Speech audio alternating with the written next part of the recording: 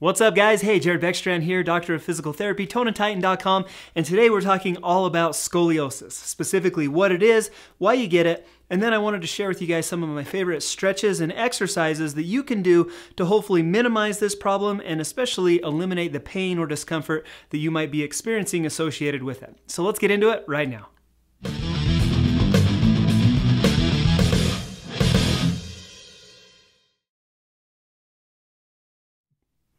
All right, you guys, hey, thank you so much for joining me today here on Tone and Titan. I'm excited to be able to talk to you guys about this topic, share a little bit of what I know about scoliosis and how to correct it with you guys. I hope that you find this information useful. I hope that I can help you to get out of some of the pain or discomfort you might be experiencing. If you do find this video useful, do me a favor and hit that thumbs up button. Okay, so let's talk about scoliosis. Now, when we say scoliosis, that refers to a curvature in the spine. You're looking at the side of this spine. There are four normal curves that should exist in the spine. In the neck, between the shoulders, the lower back, and the tailbone. You'll see that it kind of does this curve all the way up. Now, that's normal. If I were to rotate, however, let's rotate him away. So now this spine is looking back that way. That way, that direction, the spine should be very straight. Now, when we refer to scoliosis, this is the curve that we start referring to. If it does curve in this plane, that's what we refer to as scoliosis. Everybody does have a slight degree of curvature in the back, depending on, posture, position, handedness, things like that. But it does become a problem when it becomes excessive, and it does become a problem when it starts to become painful or when it starts to become uncomfortable for you. That's when we know it's time to get it looked at. As always, I always encourage you guys to go get your problem checked out by a local professional, just so that we're sure that we're on the right track. We don't want to cause any more damage or be doing the wrong exercises for your specific condition. So again, I'd encourage you to go get it checked out. The things that I want to share with you today are very general things that should help a lot of you, but we want to be on the right track. We want to get you the right treatment for your specific needs, and so that's what I typically recommend to people. Okay, so let's talk a little bit more about scoliosis curvatures in particular. So you'll see that there are generally two types of scoliotic curvatures that I encounter. You can have either what we call a C curve or an S curve. The C curve, you'll see that basically there's just kind of one big curve in the spine. The S curve, you'll see that it typically bends between the shoulder blades and then kind of comes back the other way in the lower back. While they might appear a little bit differently, the principles of treating them are going to be the same for either condition, no matter what you have. Typically, with the curve, so there's going to be a convex and a concave side, and so here's the convexity over here on this side, and you'll see that those muscles that run down the side of the spine are going to be in a stretched position. Typically, these are a little bit weaker, and because of that, we're going to increase strength on the convex side. A strong muscle is a tight muscle, so the way that we can pull that tighter is to strengthen it. On the concave side, you see over here that these muscles are actually going to be in a shortened position or a tighter position. And so typically what we need to do there is we need to stretch the concave side, or stretch where it's short, in addition to strengthening where it's tight. Those are the principles that I want to share with you guys today. Those are the things that, in my experience, really help people out. And so let me jump into it. Let's show you what some of these exercises look like. My first go-to is, you hear it referred to as either the prayer stretch, or in yoga, a lot of times it's called child's pose.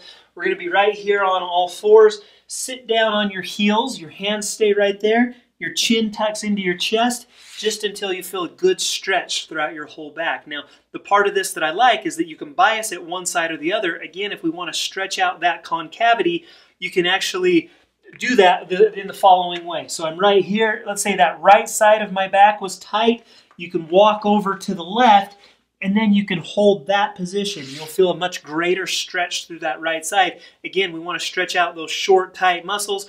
This is a great way to do that. 3 times, 20-second holds. That's exercise number 1. Now, you may or may not be able to tolerate kneeling down like that. And so I like to show people an alternative to that one would be seated in a chair. I can reach down here kind of towards my toes, tuck my chin into my chest. That's a pretty good stretch. But again, same thing. If it's that tight right side, I can actually bring my right hand on the outside of my left foot. Now as I reach kind of down on this lateral angle, I can feel more of a stretch through the right side of my back. And so again, 20-second holds repeated 3 times. That's what we're after with this first stretch. Next, I like to show people a side plank stretch.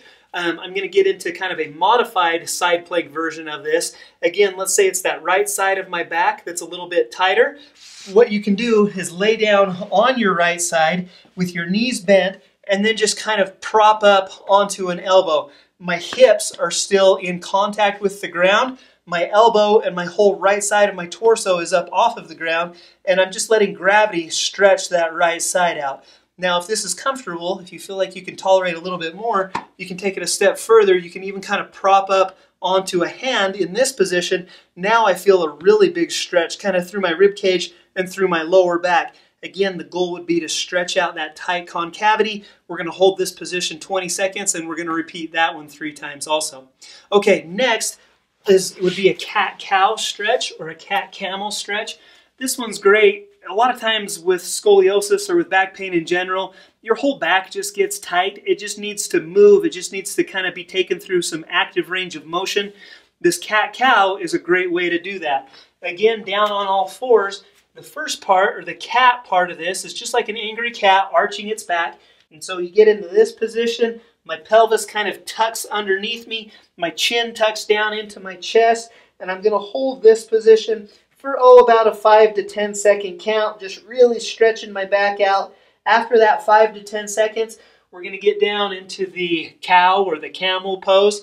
And so now you'll see that I'm really trying to arch my back. My hips kind of come forward into this anterior pelvic tilt position, and I'm letting my chest fall down towards the floor. And so it looks just like this. And then my chin comes up kind of in this neutral position. You don't necessarily need to look up at the ceiling, but maybe just look up at the wall in front of you. And so angry cat comes right here, really big arch, feel the big stretch. After 5 or so seconds, come into the cow, spend about 5 seconds here, and then back to the cat pose.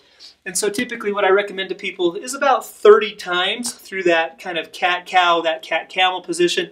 One more stretch, it's going to be standing up.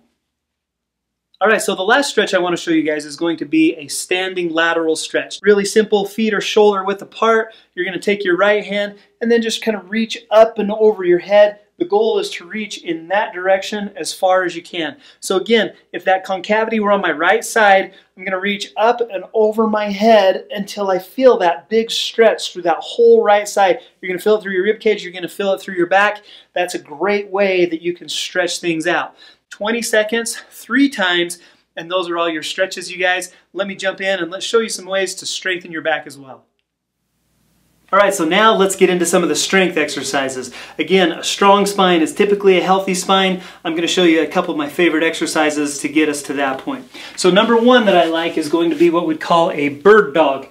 You're going to be down here on all fours, and the goal, so right now I'm going to extend my right arm straight forward while extending my left leg straight back. Hold that position for 1, 2, 3, and then come back down.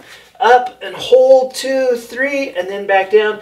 I'm going to alternate arms while I do that. Typically what I recommend to people on that one is 30 reps on each side. And then let's get into, let's see, the next one's going to be a swimmer. This is a popular Pilates move.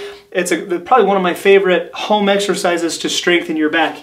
What you're going to do, basically kind of the same mechanics as the bird dog we just did, except now you're going to be laying down flat on the ground. So right here, we're going to lift left leg, right arm up off of the floor, and then back down. Left arm, right leg up off of the floor, and then back down. This is a great exercise because we fire kind of muscles high and right with the muscles that are low and left. That just creates a more stable column, creates a more stable structure in our back. And so we're going to fire here, come up, and then fire here and come up. You'll see that I'm holding in that up position for about a 2 or 3 second count and then come right back down. So it looks just like that. You're going to shoot for about 30 reps on each side in that swimmer. Next, I'm going to grab my ball and probably one of my favorite series, I call these Y's, T's, and W's, basically named after the position that you're in when you're at the top of the contraction. This looks like a Y. This looks like a T, and then this looks like a W. We're going to do exercises in each one of those motions. It is possible to do it on the floor. It's a lot easier to do it on an exercise ball or a Swiss ball. If you don't have one, they're super cheap. Check out the link down below in the description to this video. I'll share the link to this one right here. Again, super inexpensive. There's a lot you can do with them. I recommend them to anybody. And so let's look at what the Y's, T's, and W's look like. I'm going to lay over the ball, and then my hands start in this position, and so I'm going to pull up into this Y position. You'll see that I'm really trying to extend through my back, and then I'm really trying to pinch through my shoulder blades at the top of that contraction. And so from right here, we're going to come up, we're going to pinch into the Y. I'm going to hit the wall if I try to do a T right here. And so then a T is not up in front of you, but out to your sides, and then you're going to extend over that and then come right back down. And so a T comes back, and it looks just like that. Again, trying to pinch the shoulder blades together while we're extending through the spine. And then finally that W. So we start right here, and the goal with the W is actually to kind of tuck your elbows down into your back pockets. So we start right here, tuck the elbows into the back pockets, and then return to that starting position. So what I'll tell people is do sets of 10 of each of those. So if we're going, there's my Y, 1. There's my T, 1. And there's my W, 1. So that was 1 repetition of each of those. Shoot for 10 reps of each. If you feel like you can do more, go for 2 sets of 10 of each of those. Okay, I've got 2 more exercises to show you. They're going to be standing up. All right, you guys, so these last 2 strengthening exercises do require some equipment. I wanted to show you one with bands, or you can also do them with cables in the gym, and I want to show you a variation that you can do with dumbbells as well. Now, I love these resistance bands. This is probably one of my favorite home gym kind of pieces of equipment just because of the versatility behind them. There's a lot that you can do with these bands. Again, check out the link in the description down below to see what kind that I'm using here in this video. But let's get into it. So let's do some rows. What you're going to do, I've got that anchored, it's actually anchored on my elliptical trainer.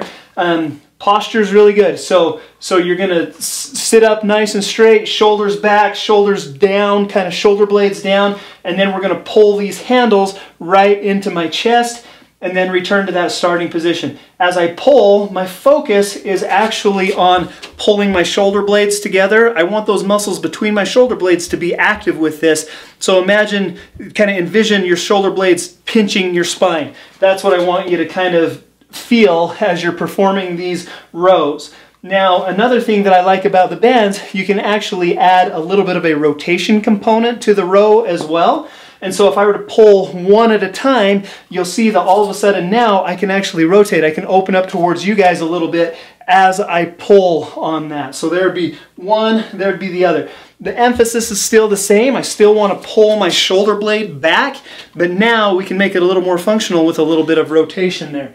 And so that's one variation on it. The other thing I wanted to show you guys would be with a dumbbell.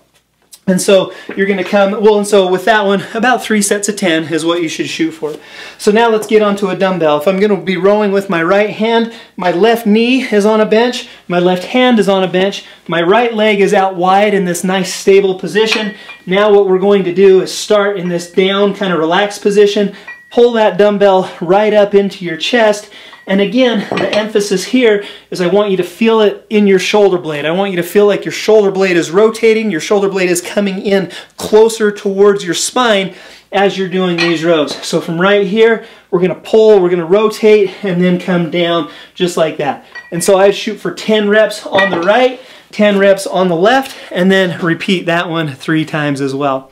Okay, you guys, so there you have them, about 10 of my favorite exercises. I ran you through about 5 stretches. I ran you through about 5 strengthening exercises to straighten out your scoliotic curvature, to hopefully alleviate some of the pain, the tension, the discomfort that you might be experiencing with this common problem. So I hope you guys felt that those were beneficial. I hope that you like those exercises. I hope that they help you out.